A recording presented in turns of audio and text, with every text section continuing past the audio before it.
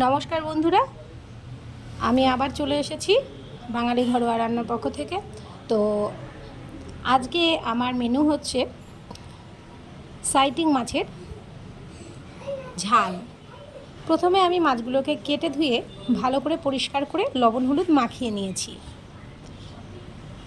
আর এই মাছটা যেহেতু সামুদ্রিক মাছ, লবণটা একদম অল্প পরিমাণে দিতে হবে, কারণ লবণাক্ত জলের মাছ একটু লবণ লবণই হয়। তো সেই কারণে আর কি আমি অল্পই দিয়েছি।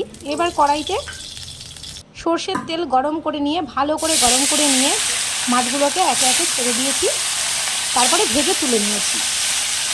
আর আমি একটা মশলা করে নিয়েছিলাম।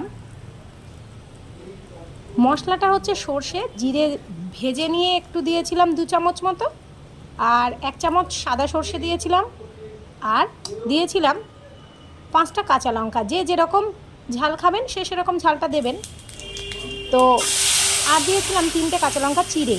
এর মধ্যে পরিমাণ মতো হলুদ, স্বাদ অনুযায়ী লবণ, আর একটু কাশ্মীরি লঙ্কার গুঁড়ো দিয়ে দিয়েছিলাম।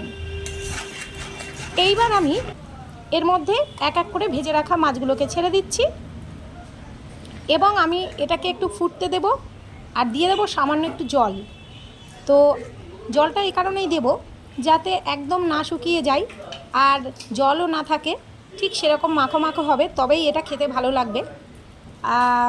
এবার দেখুন মাছগুলোকে সুন্দরভাবে দিয়ে নিয়ে আমি যদি একটু ঢাকা দিয়ে দিই তাহলে কিন্তু আরও টেস্ট হবে, কারণ মাছের মধ্যে ঝোলগুলো খুব ভালোভাবে ঢুকে যাবে। তো আপনারা অবশ্যই ট্রাই করে দেখবেন। আর এখন তো আমার মনে হয় রুই মাছ, এমনি আমাদের মিষ্টি জলের মাছের থেকে নোনা জলের মাছ খাওয়া ভীষণ উপকারী কিন্তু। তো নোনা জলের মাছ অবশ্যই আপনারা খেয়ে দেখবেন কেমন লাগে, আর কেমন লাগলো অবশ্যই কমেন্ট করে